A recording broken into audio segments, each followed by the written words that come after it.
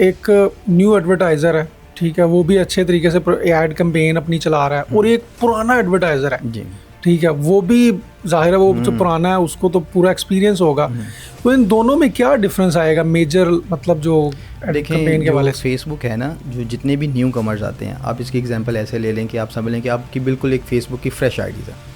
Fresh IDs होती है तो आप देखते हैं कि आपके नियर बाय जितने भी फ्रेंड सर्कल होता है या रिश्तेदार का सर्कल, वो आपको फ़ौरन सजेशन में आना स्टार्ट हो जाते हैं। आप कहते हैं कि यार इनसे तो मैं मिला था, ये मेरे सजेशन। इसी तरह फेसबुक का जो एड्स मैनेजर है वो भी न्यू कमर्स को खुद ज़्यादा प्रमोट करता है। यानी कि उसने जैसे ही ऐड लगाई, उसका कुछ भी डाटा नहीं है, फेसबुक उसको इतना एज देता है, इतना बूस्ट देता है कि उसका कॉन्फिडेंस लेवल होता है नहीं फेसबुक एड ज़्यादा वर्क कर रही है।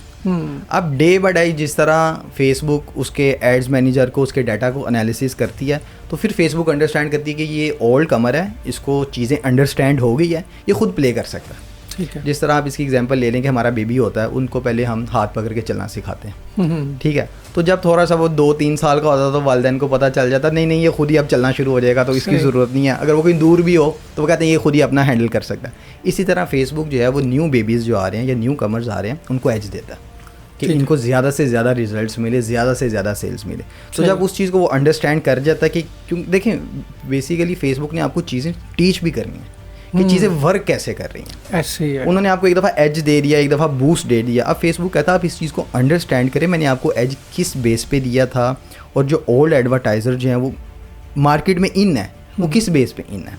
तो ये चीज़ आ जाती है आपकी, फिर एडवांस लेवल पे थोड़ी सी आ जाती है, डाटा आपने एनालिसिस करना होता है, दैट्स इट। तो ये जो न्यू कमर्स को फेसबुक खुद एज देता है, ये कहीं ना कहीं वो लालच नहीं होता कि ताकि ये भाग ना जाए? ऐसा ही है, बिल्कुल। आप यही समझ लें कि फेसबुक भी देखें एडवर्टाइजर प्लेटफॉर्म है, वो भी अर्निंग यहीं से कर रहा है। तो जैसे उसे होता है कि न्यू कमर कोई आए, इसको मैं एकदम बूस्ट दूँ, इसको पता चले कि फेसबुक वाकई ही वर्क करती है, फेसबुक की एड्स बिल्कुल वाकई वर्क करती है, तो फिर एडवर्टाइजर तभी तो स्पेंड कर रहा है। बिल्कुल। अगर एडवर्टाइजर को वहाँ पे कोई रिस्पॉन्स ही फेसबुक पे नहीं मिलेगा तो वो क्यों अपनी मनी स्पेंड करेगा। तो इसलिए फेसबुक जो है वो न्यू एड्स मैनेजर को या न्यू कमर्स को आप कह लें, या जो न्यू फ्रेश आईडीज़ आ रही हैं, उनको ज़्यादा एज देता है। आपने अपने इतने सालों के एक्सपीरियंस में कोई ऐसा मार्केटिंग पर्सन देखा हो कि जिसने किसी क्लाइंट को अच्छा खासा चूना लगाया हो? तो कोई ऐसा बंदा बताएं जिसने कोई अच्छा खासा फ्रॉड किया हो। देखें, जो फेसबुक की एड से रिलेटेड जो मिथ चलने लगी हुई है ना, जो भी क्लाइंट आपके पास आता है तो मोस्टली जो पाकिस्तानी एडवर्टाइज़र्स हैं या पाकिस्तानी मार्केटर्स हैं, वो ये बात करते हैं कि सर आप 100 रुपया लगाएँ और 2000 रुपया रिटर्न ले लें।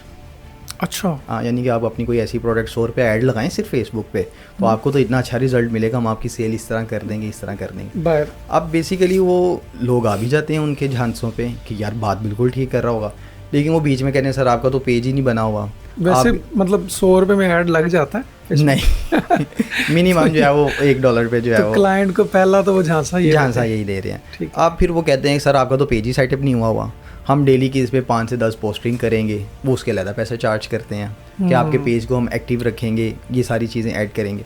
फेसबुक का सिंपली जो मेरे ऑब्जर्वेशन में पिछले 10-12 साल से जो मैं देख रहा हूँ वो ये है कि फेसबुक पे ऊपर आपको 60, अगर आप अपनी प्राइवेट लेबल प्रोडक्ट कर रहे हैं, आपकी अपनी खुद प्रोडक्ट है, मैन्युफैक्चरिंग आप कर रहे हैं या इंपोर्ट खुद कर रहे हैं, तो मैंने अभी तक देखा है कि 60% आपको एड स्पेंड पे चला जाता है और 40% आपको मार्जिन मिल जाता है। ये सिंपल सा मुझे अभी तक जो समझ आई है।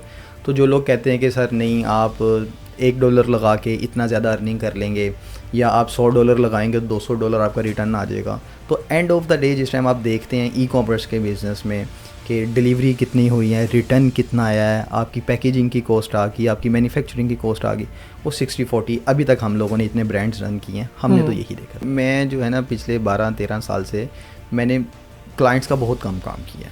अब आप इसकी एग्जांपल इस तरह ले लें कि अगर आपको पता कि ये चीज़ किस तरह बिकती है, तो आप किसी कस्टमर की या किसी क्लाइंट की तरले मिलते क्यों करेंगे, सर आप मुझे काम दें। आप ऑब्वियसली अपनी प्रोडक्ट रन करेंगे। आप इंडिपेंडेंट रहना चाहते हैं कि नहीं यार मेरी मर्जी मैं काम करूँ, मेरी मर्जी ना काम करूँ। क्लाइंट आपसे 100 सवाल पूछता है, टाइम वर्क पूछता है कि आप मुझे कब डिलीवरी करेंगे। तो अगर आप एक अच्छे मार्केटर हो, आप तो फिर कुछ भी बेच सकते हो। जब आप कुछ भी बेच सकते हो तो आप क्लाइंट के चक्रों में क्यों जा रहे हो, आप अपनी प्रोडक्ट को जो है वो करें। बिल्कुल सही। तो ये चीज़ लोगों को थोड़ी सी अंडरस्टैंड करनी चाहिए। किसी भी एडवर्टाइज़र के पास जाएं तो उससे सिंपल से पूछें कि अच्छा यार फेसबुक पे आपकी कितनी स्पेंडिंग है, थोड़ी सी हमें स्क्रीनशॉट, हमें भी तो पता चले कि एक बंदा हमसे महीने का 1 लाख या 1.5 लाख चार्ज कर रहा है, या मिनिमम पाकिस्तान में रहते हो 50,000 तो नॉर्मली चार्ज कर रहे हैं, एजेंसीज चार्ज कर रही हैं। तो आप उनसे ये पूछें कि आपकी एडवर्टाइजमेंट में कितनी आपने स्पेंड आज तक किया हुआ। अगर उनकी कोई 1-2 लाख मंथली है स्पेंडिंग है, तो फिर तो बात समझ में आती है कि काफ़ी लोगों का, अगर उनकी स्पेंडिंग खुद इतनी नहीं है तो वो क्लाइंट को क्या काम डिलीवर करेंगे। सही बात है।